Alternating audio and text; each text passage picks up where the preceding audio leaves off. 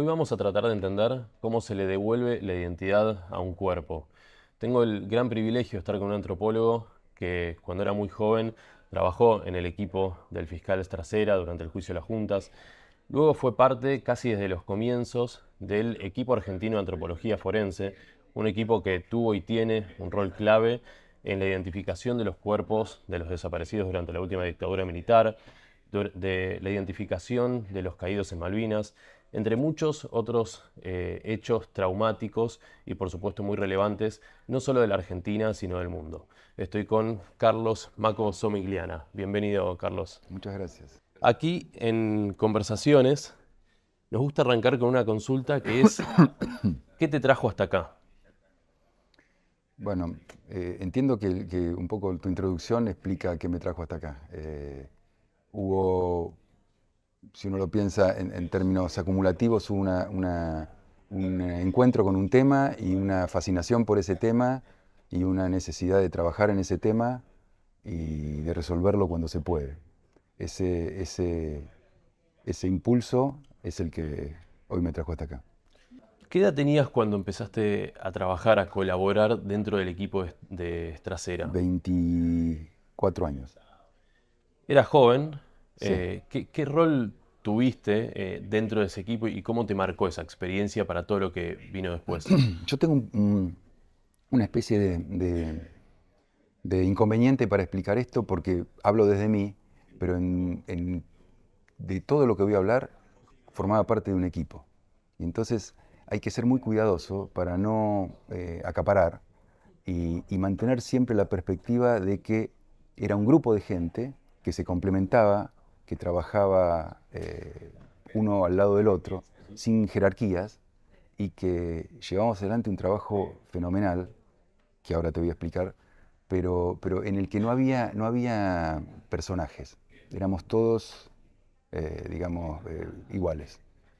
En ese grupo lo que hicimos básicamente fue la producción de las audiencias, esto es, ir a entrevistar a los testigos antes, explicarles cómo iba a ser este juicio, explicarles cuál iba a ser la dinámica, cómo, cómo iba, lo distinto que iba a ser en relación a lo que habían sido los testimonios que les habían sido tomados en ese momento, los que habían testimoniado, que era, de acuerdo con el procedimiento de ese momento, era un testimonio que se escribía y se firmaba, no había una audiencia pública oral como hubo. Y entonces un poco era abrir la puerta para que esa gente pudiera decir lo que le había pasado. Ese fue el trabajo que a nosotros nos encomendaron y que hicimos, incluido, cuando digo la producción, incluido el hecho de tramitar los pasajes para que vengan de las distintas provincias, se acerquen a, a- a la fiscalía, se les explique en dónde iban a estar parados, cosas que por ahí parecen medio obvias, pero que en ese momento no lo eran, sobre todo para mucha gente, muchos de ellos sobrevivientes de los centros clandestinos, que tenían una enorme dificultad para poder contar eso, porque la sombra de lo que habían pasado era todavía muy fuerte y muy reciente. Me imagino había un trabajo ahí de generar confianza para que se generara el clima para que ellos pudieran hablar sin temor.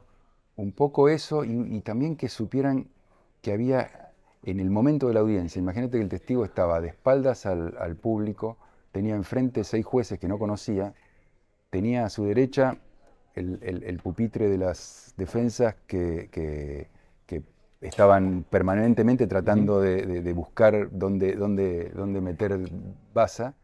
Y bueno, saber que por lo menos en el pupitre de la fiscalía había alguien que los iba a defender. Específicamente ese rol fue un rol que, entre otros, pero yo lo rescato mucho, que Estracera cumplió de una manera descomunal, de hacer que la situación en sí, obviamente que era muy traumática, muy presionante. Y Julio, entre otras cosas, logró en esa audiencia eh, transmitir cierta... Hay alguien que me cuida, ¿no? El testigo sintiera que había una persona que no iba a dejar que le pasara nada malo. Eso era fundamental y nosotros un poco lo que hacíamos era hacer el escalón previo para que supieran que iba a haber una persona que si una pregunta estaba fuera de lugar o era directamente dirigida para tratar de desestabilizar al testigo, iba a haber alguien que iba a decir, no, no, eso no corresponde, ¿no? Si bien era un trabajo en equipo, ahora te quiero hacer una pregunta estrictamente personal, digamos, de tus sensaciones en el cuerpo durante el juicio. Sí, como vos dijiste antes, yo era muy joven y por ahí no era demasiado consciente de lo trascendental de lo que estaba sucediendo. O lo era de una manera muy, eh, te diría, muy urgente, ¿no? Porque todo el tiempo estaban pasando cosas. Era Claro. una situación, imagínate que toda la audiencia duró 5 meses, 4 meses.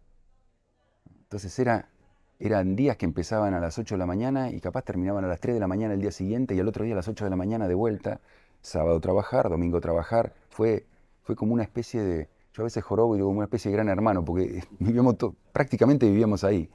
Y, y había un ritmo de trabajo muy intenso, porque estaba terminando la audiencia, había que empezar a describir los hechos para los alegatos. O sea, fue todo muy, muy arriba, ¿no? Eh, yo la pasé maravillosamente bien, pero era muy interesante cumplir ese rol, ya te digo, personal y grupalmente, cumplir ese rol, que no era un rol que se viera, porque en la audiencia en definitiva lo importante era lo que el testigo dijera, pero saber que éramos los que de alguna manera facilitábamos que el testigo llegara a estar en el lugar que tiene que estar y a decir lo que tuviera que decir. Y en paralelo se estaba armando un grupo, un equipo, que es el equipo argentino de antropología forense. Me gustaría que me cuentes, digamos, cuál fue el origen de ese equipo, cómo se formó y cómo fue tu salto del Poder Judicial al equipo de antropología forense. Bueno, sí, contemporánea, pues fue para los que son jóvenes, como vos, Muchas gracias. de nada, es cierto. Eh, es difícil comprender la contemporaneidad. En ese año 84, que fue básicamente, digamos, en los Ujú. hechos el primer año de democracia, pasaron muchísimas cosas. Eh, una de las cosas que pasó es que hubo un movimiento político a través de Alfonsín y la generación de la CONADEP y un trabajo muy interesante de la CONADEP. Creo que fundamentalmente, eh, por ahí voy a insistir muchas veces en el trabajo que se hace y no se ve, ¿no? En la CONADEP el trabajo de Graciela Fernández Mejide fue fundamental. No se veía, pero era el alma mater, la que llevaba, digamos, adelante el trabajo y que fue descomunal, también fue muy poco tiempo. Como parte de ese trabajo se vio qué se podía hacer con algunos temas que eran básicos de deudas democráticas. Un tema era los nietos y el otro tema eran los desaparecidos. Se recurrió a una entidad norteamericana que se llama Asociación Americana para el Avance de las Ciencias, y ellos mandaron a varias personas, pero fundamentalmente dos. Mary Claire King, que estaba empezando a trabajar en genética para poder establecer abolidad, y que lo hizo, y con resultados que se siguen Ujú. viendo hoy, y Clyde Snow, que era un antropólogo forense norteamericano de Oklahoma, que hizo una cosa muy obvia, pero que a nadie se le había ocurrido, y que en un sentido signó el trabajo del equipo y mucho del trabajo que yo hice después gracias a esa semilla, que fue tratar de establecer si algún elemento documental que el propio Estado generaba podía estar reflejando la actividad que el Estado al mismo tiempo estaba llevando adelante en términos de represión clandestina. En el umbral más obvio, que son los certificados de defunción, ¿no? Él se dio cuenta que a partir, contemporáneamente, con la represión clandestina, o sea, la desaparición, entre paréntesis, comillas y todo lo que se le tiene que poner una palabra para saber que es un eufemismo, a esas desapariciones, o sea, gente que no se sabía nada más de ellas, se correspondían días después las apariciones de personas no identificadas. Así de sencillo parece hoy. Bueno, Clay dijo, capaz que una cosa y la otra tienen que ver.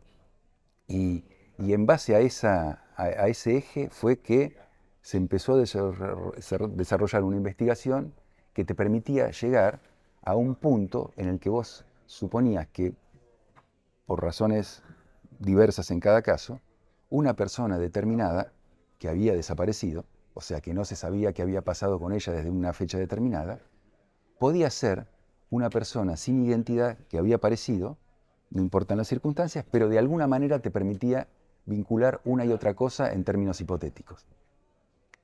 Y ahí venía lo más interesante, porque tenía forma de confrontar esa hipótesis, a ver si era certera o no era certera.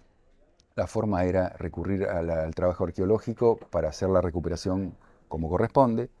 La forma era estudiar ese esqueleto para ver sus características, a ver si había coincidencias genéricas con la persona que estaba buscando. Y por último era ver si había algunos rasgos físicos de la persona que estaba buscando que se advertían en la persona que habías encontrado, de manera tal de establecer esa vinculación que se llama identidad. Ese fue el inicio del equipo argentino de antropología forense. Contemporáneamente con esto, por eso, si la hago muy larga, pero contemporáneamente con esto, había un juicio que se estaba llevando en principio, dándole la oportunidad al Consejo Supremo de las Fuerzas Armadas contra las 3 primeras juntas militares. Ese juicio en algún momento quedó empantanado y en ese mismo año 84, en que se había formado el equipo argentino de antropología forense, como recién te conté, la Cámara Federal decide que el Consejo Supremo no está haciendo las cosas como corresponde en ese juicio y se aboca. Se aboca, y también es un salto al desconocido, porque se aboca a una causa con la complejidad que esa causa tenía, para demostrar que esos comandantes conocían y habían dispuesto cada uno de los hechos particulares que había resultado en desapariciones de personas, y con un procedimiento también novedoso, que es el procedimiento del Código de Justicia Militar, que afortunadamente preveía la existencia de una audiencia pública. Como que esas cosas aparentemente de vertientes diversas tienden a confluir. Y bueno, una de las identificaciones que Clyde hace con el protoequipo de antropología, que es la de Liliana Carmen Pereira, que había sido asesinada en Mar del Plata, es una de las identificaciones que hace Clyde.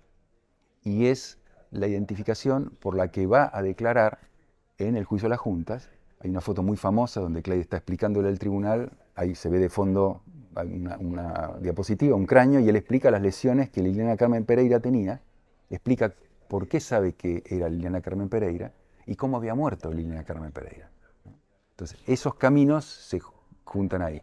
Yo ya estaba estudiando antropología en ese momento y conocí a algunos de los integrantes del equipo, que en realidad todos ellos eran en ese momento estudiantes, porque cuando Clyde hace una especie de convocatoria a antropólogos para que lo ayuden en su trabajo, hubo muy comprensibles miedos, reticencias, suspicacias.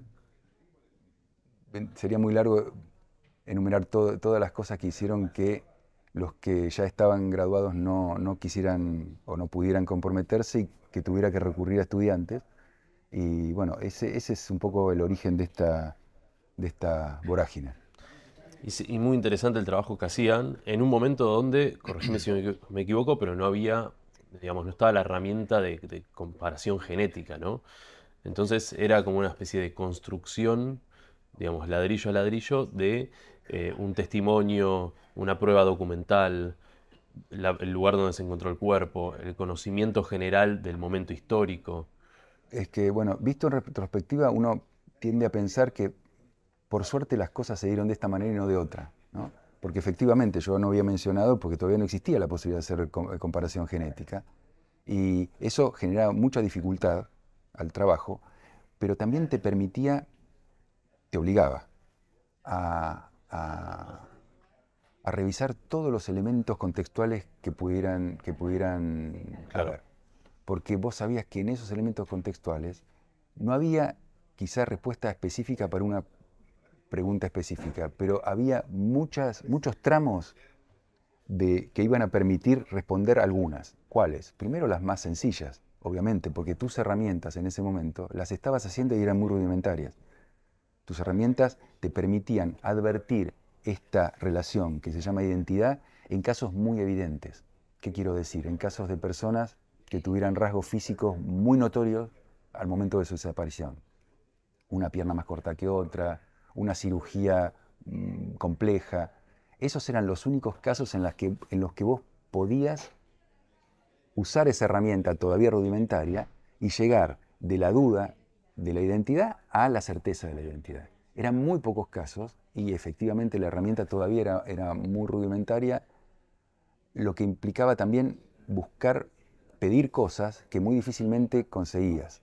Uno de los pedidos históricos en ese primer momento de entrevistas con familiares era una ficha odontológica, porque la ficha odontológica servía muy bien y sirve para identificar. Pero claro, la mayoría de las personas desaparecidas eran personas jóvenes, muchas de ellas no habían tenido, o si lo habían tenido hacía mucho tiempo su tratamiento odontológico, y vos no podías conseguir ese elemento que te permitiera saber si la comparación era verdadera o falsa. No llegabas a ese punto de determinación. Uno de los casos tal vez más importantes en los que trabajaron durante investigando la dictadura fue Circuito Camps, digamos, estos 29 centros de detención clandestinos, en donde entiendo que incluso fueron aún más allá de reconocer cuáles eran los cuerpos, a quienes pertenecían, sino que pudieron armar, digamos, el organigrama de cómo funcionaban las fuerzas en ese momento en la provincia de Buenos Aires. Yo te enfaticé la cuestión contextual porque en la provincia de Buenos Aires, en todo el país, y incluso en otros casos, en otro contexto o en otras geografías, el tema contextual se volvió una especie de obsesión, ¿no? Porque vos sabías que en ese contexto no iba a ser útil seguramente de manera inmediata, pero acumulativamente iba a ser muy útil. Entonces saber,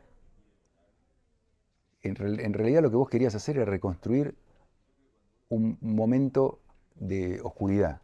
La identidad se pierde, ¿no? Se pierde, perdés rastro de la identidad. Bueno, justamente lo que con el contexto podés llegar a hacer es empezar a saber, volver a recuperar ese rastro. Saber, bueno, esta persona no desapareció, porque la desaparición no existe, la desaparición es un eufemismo. Esta persona fue llevada a un lugar determinado. ¿A qué lugar fue llevada? En ese lugar, ¿identificaste a otra persona? ¿Había algún modus operandi de ese lugar distinto a otro? ¿Por qué? ¿Cuánto tiempo estaba la gente en el circuito clandestino? ¿Hay un promedio? Todas esas preguntas, que son, digamos, construcciones hipotéticas, que después vos vas llenando con concreciones a partir de que las certifica. Entonces vos podés empezar a tener hipótesis de si tal persona desapareció tal día, en tal fecha, eventualmente relacionado con cosas que pasaron 2 o 3 días antes o con otras cosas que pasaron 4 o 5 días después. Es posible que todo ese conjunto de personas, no esa sola, sino ese conjunto, haya sido llevado al mismo lugar. Y por ende tenés que enfatizar su búsqueda en otro determinado lugar. Por ahí cuando vos llegás a la hipótesis, tendrían que ser, es muy esquemático lo que estoy diciendo, pero digamos, estas 5 personas que fueron secuestradas en esta semana, que tenían alguna vinculación previa, de cualquier tipo que fuere, no importa, pero había una vinculación previa, ¿sí? Desaparecieron contemporáneamente. Y suponte que 2 meses después aparecen 5 personas. Por ahí son esas personas. Por ahí podés comprobar en un caso, por ahí en ninguno, pero ya tenés una hipótesis. Y empezás a esperar que haya elementos contextuales o específicos que te permitan establecer esa relación de identidad. A veces podés, a veces no podés. En muchos casos hemos podido. La herramienta genética que hizo su presentación, digamos, con el siglo casi, más o menos fines de los 98, 99, principios de los 2000, primero tímidamente y después ya prácticamente como una herramienta estandarizada. Bueno, fue una ayuda enorme. Es como, imagínate que vos estás acostumbrado a ver un panorama con una determinada luz que vas aumentando con una velita, ¿no? Y de golpe, bueno, de otro lado viene un foco y te ilumina esa misma situación. Entonces muchos de esos elementos contextuales que vos sabías te habían permitido llegar hasta un punto, de golpe te permitieron llegar a la identificación o avanzar más. Podés con IA. Podés con KPMG. Vamos a lo que es Malvinas, el capítulo Malvinas.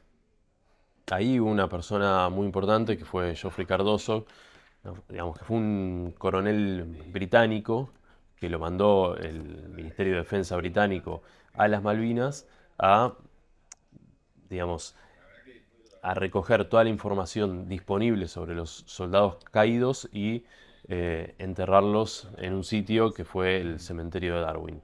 Por supuesto, había soldados cuyas identificaciones, digamos, no era posible confirmar, y se escribió en las cruces de esos soldados la frase tan conocida: soldado argentino, solo conocido por Dios. Me gustaría que me cuentes cómo fue el ingreso del equipo de argentino de antropología forense a esta investigación en Malvinas. Bien. Igual una pequeña corrección. Digamos, el capítulo, por decirlo en términos de como de dominó, la pieza Geoffrey fue fundamental. Y la verdad, Geoffrey es una persona maravillosa, que hizo un trabajo increíble, pero en realidad la búsqueda de la identidad de las personas que cayeron en Malvinas es una búsqueda que, sobre todo sus compañeros, y lo podemos imaginar,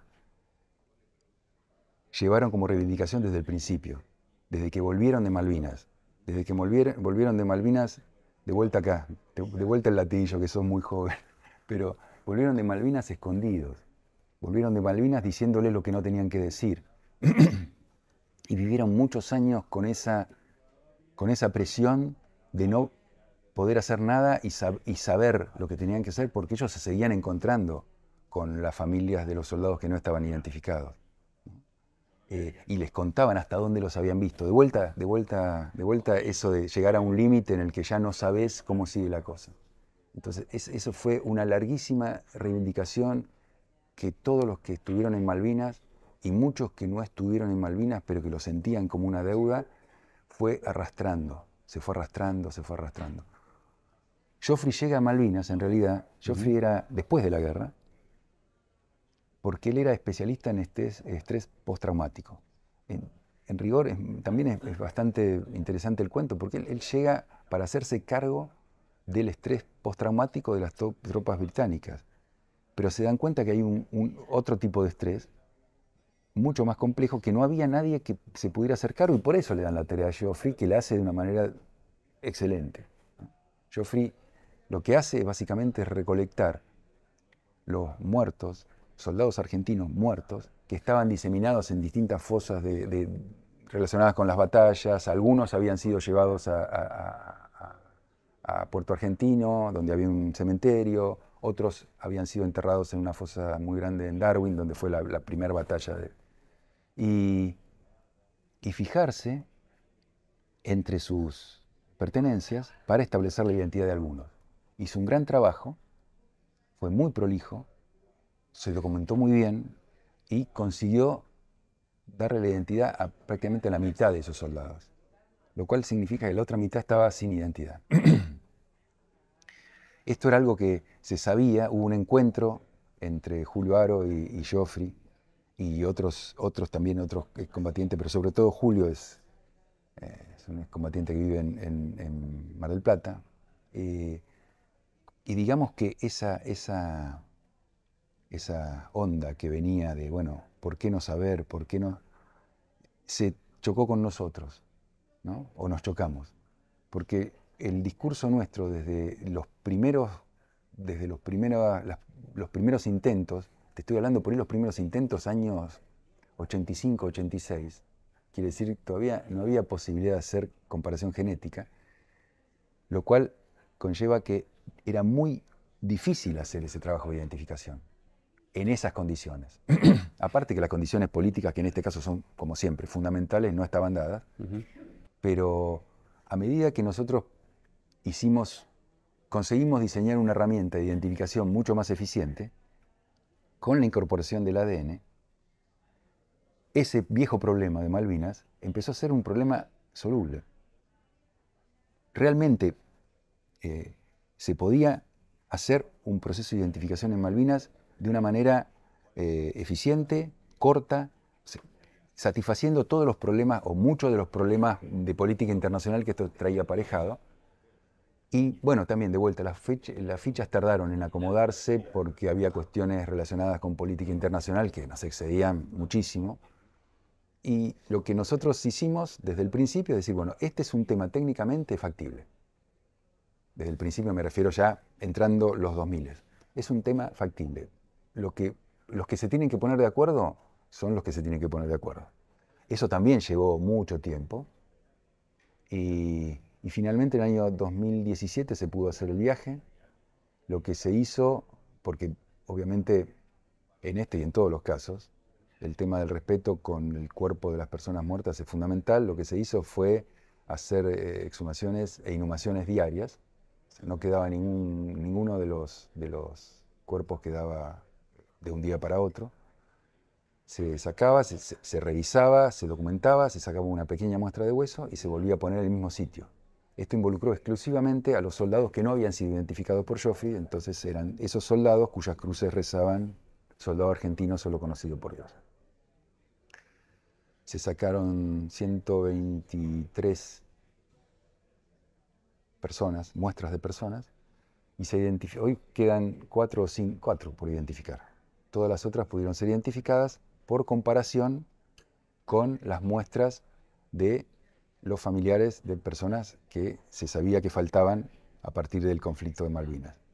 En realidad yo dejé para el final el trabajo que desde nuestro punto de vista fue el más hermoso, que fue el ir casa por casa, entrando en las casas de las familias de Malvinas, en la mayoría, si no en todas las cuales había un altar por el soldado que no estaba, tomar muestra a esas familias, hacer completar el documento que exigía la Cruz Roja Internacional como parámetro, y finalmente en diciembre del año 17 se dieron las primeras, que fueron algo así como 104, 105 identificaciones.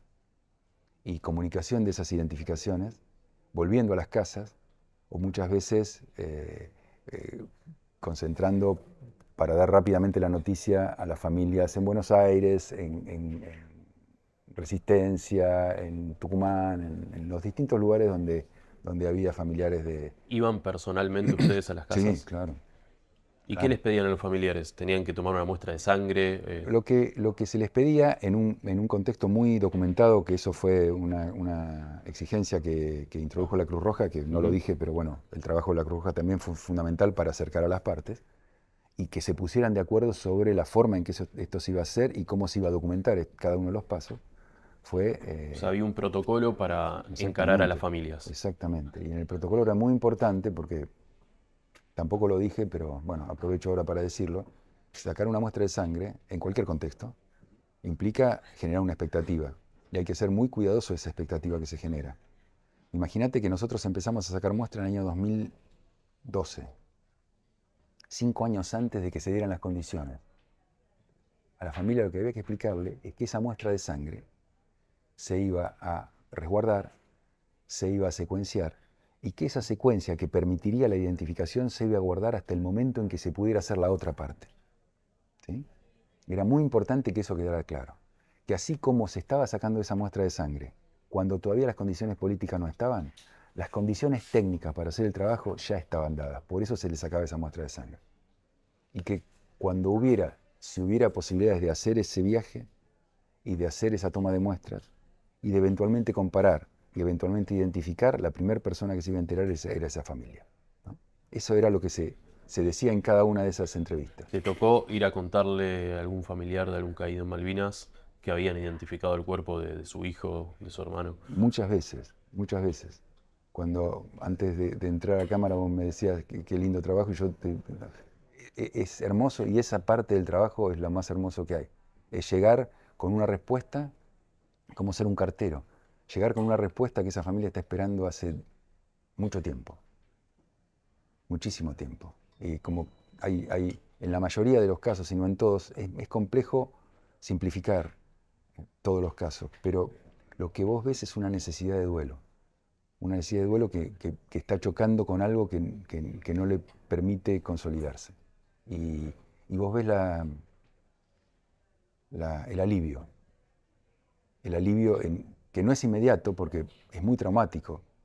Nadie que no haya trabajado en esto tiene por qué saberlo, pero la desaparición también implica un congelamiento de las condiciones. y esas condiciones permanecen congeladas durante, como en el freezer, durante mucho tiempo. Queda congelado el duelo, La queda todo identificación frenado en pausa. descongela eso, y uno de los fenómenos más interesantes que en todos los casos sucede es que la persona está recibiendo la noticia como si esa desgracia, siempre es una desgracia, hubiera sucedido en ese momento. Ese mismo día. Claro, claro. Ese es un fenómeno muy notorio en las notificaciones.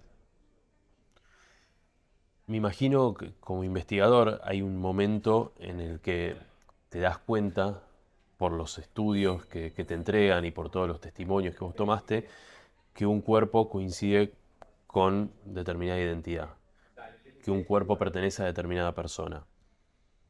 ¿Cómo es ese momento en el que vos estás solo o con tu equipo y ven que esas dos cosas coinciden? En realidad, ¿O es algo, digamos, es una construcción? claro, en realidad no es tan... Lo que puede pasar, primero, si yo lo grafiqué más o menos bien, estamos hablando de una herramienta que se hizo en un contexto de muchos contra muchos, ¿no? Entonces, no es que vos sepas. Eventualmente, en ese desplazamiento de muchos contra muchos, vos te das cuenta que surgen cosas que son muy significativas y tendrían que ser una identificación. Lo que tenés que hacer, como cualquier persona que trabaja en comparaciones que están pautadas, es reprimir tu natural instinto de decir, es esa persona, ¿no? Porque te puedes equivocar y te puedes equivocar muy mal. Lo que suele suceder es que te llega desde el laboratorio la confirmación de la identificación, ¿no? Ese suele ser el momento donde vos decís algo así como, bueno, yo sabía, tenía que ser, ¿no? Pero el momento es cuando llega, encima nuestro laboratorio de genética forense, que se conformó a partir de este trabajo y que es uno de los, lo puedo decir excluyéndome de él porque yo no es uno de los mejores laboratorios del mundo para hacer este trabajo. Tiene una tasa de recuperación en tejido duro que es de las mejores del mundo. Queda en Córdoba.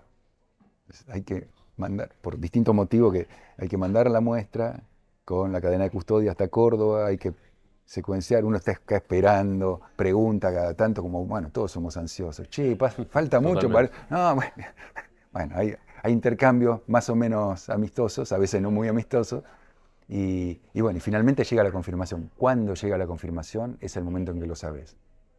Y como buen cartero, como te decía antes, en ese momento lo que te surge es la urgencia.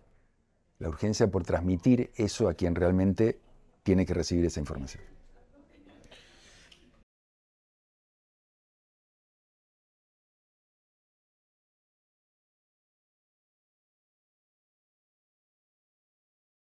Carlos, como arrancamos en el inicio con una pregunta que le hacemos a todos los entrevistados, también nos gusta terminar con algunas preguntas que pueden tener o no que ver con tu trabajo, eh, pero que sí nos van a ayudar a conocerte un poco más. Eh, ¿Con quién te gustaría tener una charla y por qué? Puede ser un personaje que esté presente en este plano o no, Ah, que tengo muchas. puede ser un personaje histórico. Mira, yo voy a ser muy obvio. Si yo tuviera la posibilidad de decir, quiero hablar con esta persona, yo querría hablar con mi viejo. Porque murió cuando yo era muy joven y me encantaría comentarle las cosas que pasaron. Tuvimos la enorme fortuna de trabajar juntos en el juicio. Ese año 85, trabajamos juntos.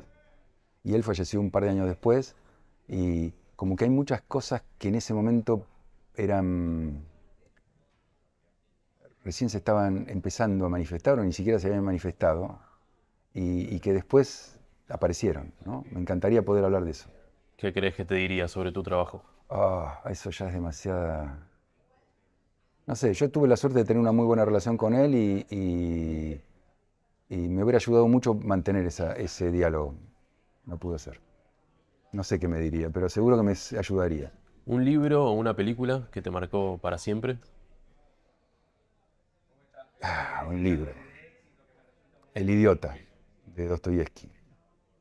me encantaba cuando era adolescente la lectura. Me sigue encantando cuando soy viejo, pero como todos los lectores, tuve una época enfermiza adolescente y esa novela me fascinó.